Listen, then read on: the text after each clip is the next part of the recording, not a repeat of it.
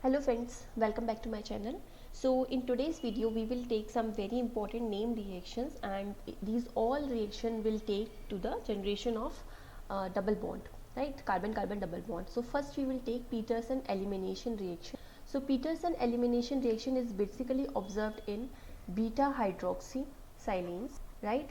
This is a general type of reaction which we have all seen, but we will take some different type of examples which may confuse you, right?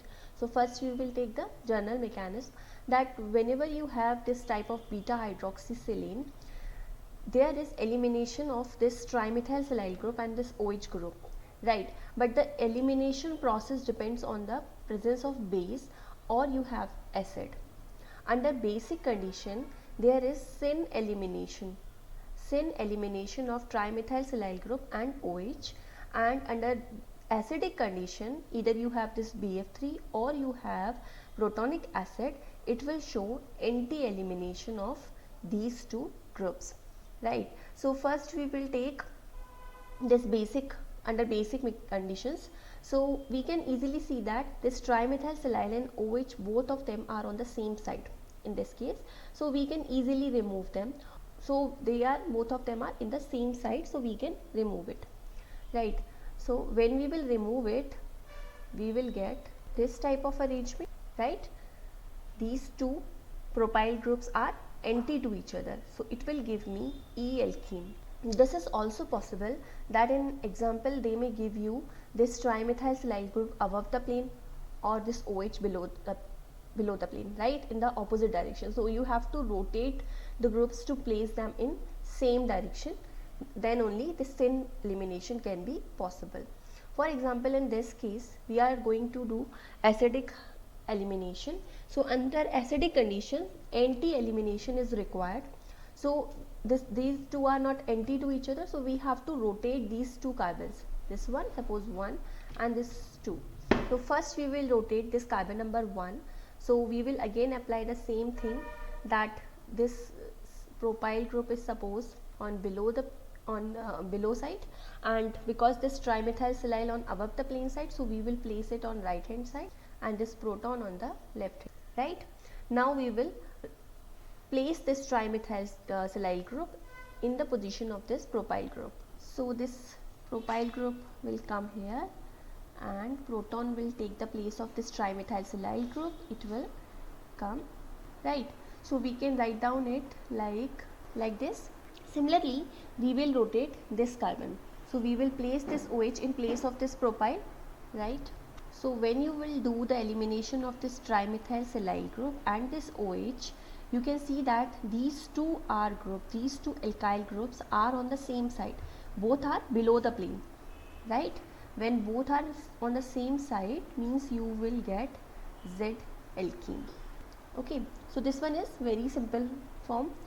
Then we can have this type of structure also. In this example, they have not given us the beta hydroxysilane.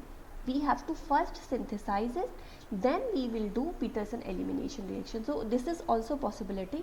This type of question can also come, because in previous years I have seen lots of question based on the simple type of Peterson elimination.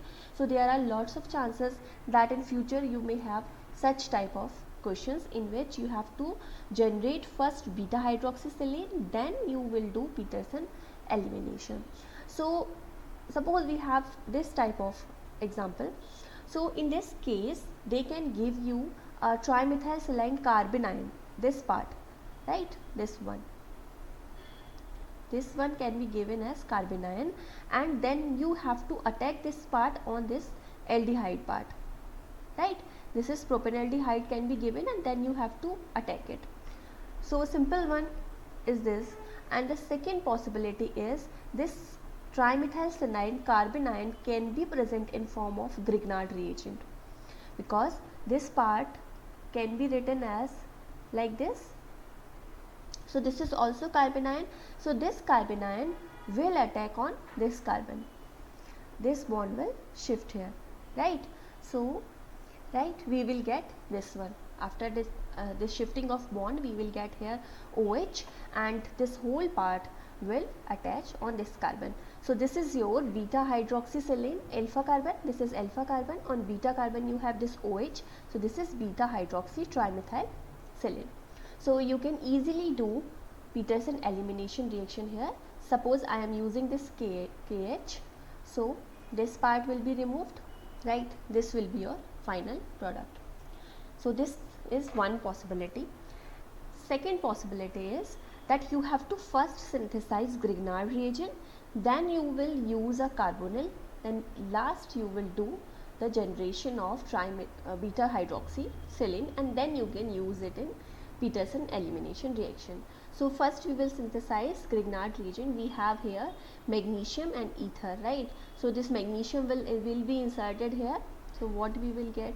This one, right? Then we are treating it with this acid chloride. We have used here this copper salt to enhance the rate of reaction, right? Simply this is used to increase the rate of reaction with this, the formation of the rate of reaction of Grignard reagent with this acid chloride. So when we will use it, it will give me this product, right? Then we are using a base, then we are using methyl lithium. So this methyl lithium will provide us Me minus as a nucleophile. So it will attack on this carbon, on this one, this bond will shift here. Now question comes that what will be the stereochemistry of this carbon. So we can decide it using Falkenhayn model, or we can use Krebs model. Suppose I am using here Falkenhayn model. So how you can decide this? That suppose this is your first carbon, this is front carbon, and on the back side you have another carbon on which this bulkier group, this will be your bulkier group, it will go perpendicularly. I am only write down here Si, but this whole group will be present here. Then this C5H11 will go on upside and H will go downside. Now the nucleophile, that is Me minus, will attack from the less hindered side, from this side only at Burgee-Dunitz angle. So when it will attack, what we will get? OH here, after shifting of this bond, OH here, Me will attach here, and on the back carbon we have here this silyl group, and here C5H11, and this one is H, right? So we can write down it, these two groups will be on the above the plane side because they are on the upper side, so we will place them on above the plane side. So this is your OH, and this one is C5H11, which is on the backward side of back carbon, right?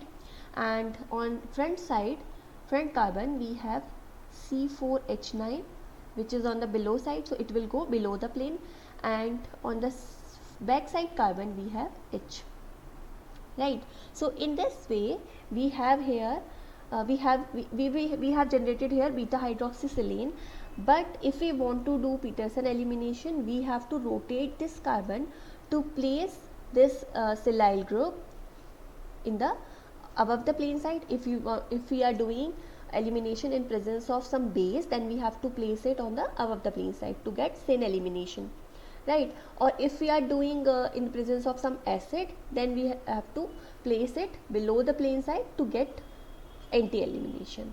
So you can do that part, right? So confusion can come only till this stage, that after this you can do easily Peterson elimination. So this type of variation you may see in exam. Let's see some more variations. These all are the types of generation of beta hydroxysilane. You can study it under generation of beta hydroxysilane, or you can consider it as modifications in Peterson elimination, right? So we are using here a per acid. So whenever we are using a per acid with a alkene, we will get epoxide, and we know that the attachment side of this in presence of this metachloroperbenzoic acid is on the, that it will attach on the same side. This is the regioselectivity of it. So we have to attach these two groups on the same side, right? In next step we are using this lithium dialkyl cuprate. So it will provide me basically C3H7 minus. So this nucleophile will attack on this carbon, and this bond will shift here. This will be the attachment pattern. But what about the stereochemistry of this carbon? It will follow SN2 mechanism, means it will involve inversion at this carbon center. So initially we have here O oxygen attached above the plane side, so this group will attach below the plane side, and this trimethylsilyl group will remain as such. Other part is proton which will go below above the plane side, and this OH will remain above the plane side, and here we have C3H7. Other thing is proton. So now we, in second step, suppose I am using basic condition. So basic condition means it will follow syn elimination. So for the syn elimination, I have to place this trimethylsilyl group above the plane side, because this OH is also above the plane. So we have to place this above the plane. What we have to do? Simply rotation of carbon center. So I can write down it like this. So when I will place this trimethylsilyl group in place of this proton, because it is above the plane, it will go in place of this alkyl group, and it will come in place of trimethylsilyl group. So I can write down it like this. Now these two are on the same side, so we can do their syn elimination. What we will get? We will get a Z alkene, right? Next possibility is, suppose you have here a double bond in this molecule. We have here double bond and trimethylsilyl group attached, and we are using osmium tetroxide. So we know that it will do syn attachment of OH groups to 1,2 addition. It is basically generation of 1,2 diols, and this is syn type of attachment, means both of the OH group will go on the same side. And because these all sides are attached with the bulkier groups, so these two OH will go on the below the plane side, right? Next we are using this TSOH. So it will provide acidic condition. Under acidic condition, there should be anti-arrangement of trimethylsilyl group and OH. So there is anti-arrangement. So these two groups can be removed. We will get this one as final product. Next is generation of alkenes from sulfones, right? And in this we will study Julia olefination reaction. So we have seen that whenever we are using phosphonium halides, we can generate double bonds, but with sulfonium halides we cannot generate double bond. It will lead to the generation of epoxide or cyclopropyl group, right?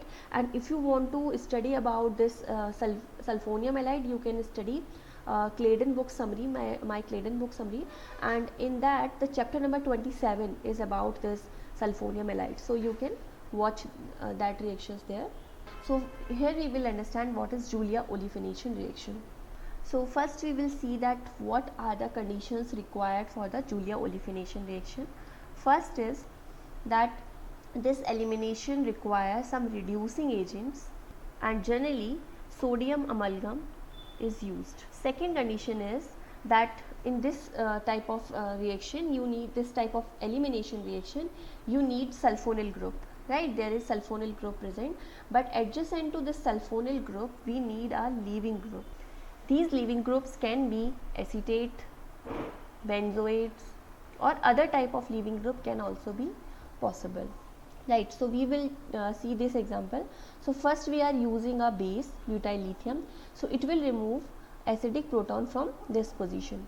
So I will get a carbonyl suppose at this position, then I am using this aldehyde, so it will attack on this carbon, this bond will shift here. So what I will get here? This one. Next I am using this sulfonyl chloride, so this group will attach here, right? And in the last step I am using this sodium amalgam, means at this stage Julia olefination will take place. So this is your sulfonyl group and this is your leaving group, so these two group will be removed and we will get here a double bond, right? And one more important point about this reaction is it will give you, most of the time you will get E alkene, right? Then one modification in this Julia olefilation is that in this reaction you have seen that multiple steps are required. So to generate double bonds using this Julia olefilation, single step reaction is given, and this is the modified form of this Julia olefilation. In this reaction we are using this heterocyclic sulfone. This is heterocyclic sulfone. Instead of using a normal phenyl sulfonyl group, we are using here a heterocyclic sulfonyl compound. So, and as a base we use for this reaction potassium hexamethylene disilazide. So this base will remove acidic proton from this position, right? And when it will be removed, I will get a negative charge here, a carbon ion is generated. Then this carbon ion will attack on aldehyde. This aldehyde can be your very complex in structure, so you have to look only at this aldehyde group. There is no role of this R, so only look at this CHO group, right? So this carbon ion will attack on this bond will shift here. So this whole part will attach with this ring. You will get this structure. Next, what will happen? This negative charge will attack on this carbon, right? And this bond will shift. Here we have pH also. So this bond will shift. It will attach like this, and this nitrogen has negative charge.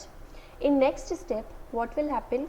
This negative charge will again shift here to stabilize this heterocyclic ring, and this SO2 group can be written like this.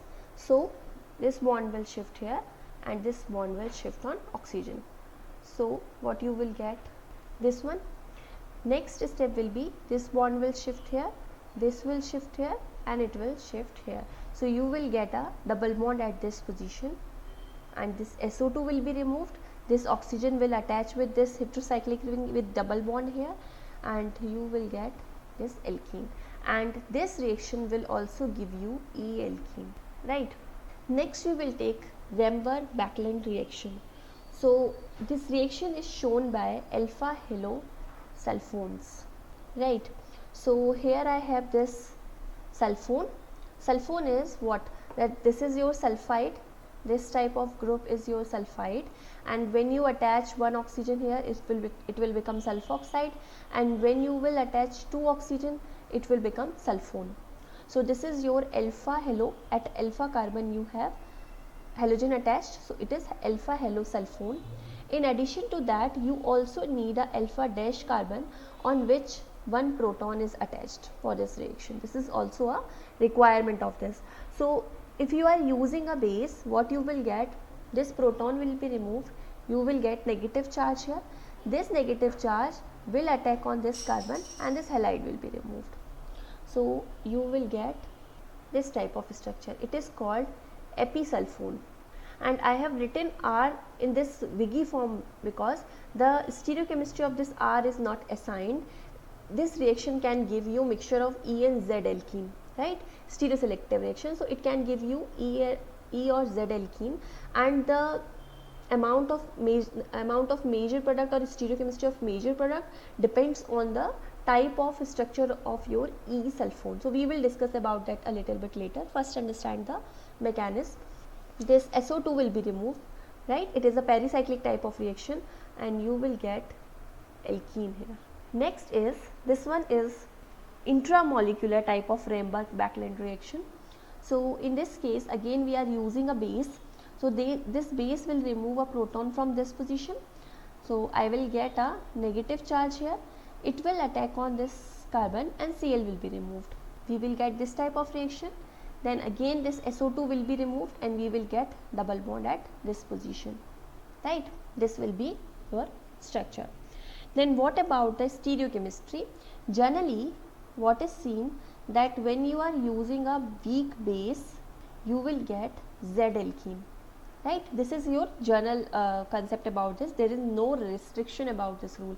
There is no hard and fast rule that always you will get Z alkene with weak base, but generally it is observed that whenever you are using a weak base, Z alkenes are obtained, and when you use a strong base, E alkene will be obtained. Suppose I have a reaction like this. This is your episulfone suppose, and I am first treating it with this KOH. Two type of bases are generally used in this reaction, KOH and tertiary butoxide is used. So when with KOH, generally your Z alkene is major product, and with tertiary butoxide, E alkene is major product. For example, in this case I am using this KOH alumina and CF2Br2. So actually this reaction is first a generation of alpha halo sulfone, and then we will do elimination reaction in this. So this base will first remove a proton from this position, and we have to do halogenation at this stage, right? And then you have to do your normal reaction, that one H will be removed from this place, and then it will form, it will attack on this carbon and Br will be removed. So you will get episulfone here, then it will show elimination reaction. That first you will get this type of intermediate episulfone, right? You will get this type of alkene, and it is your major product is Z alkene, right? So this is all about this chapter. In next chapter I will try to finish this chapter number 2, and then we will do numericals or the problems based on the chapter. So keep watching, and if you like my videos, please share my videos with your friends. Thank you so much for watching.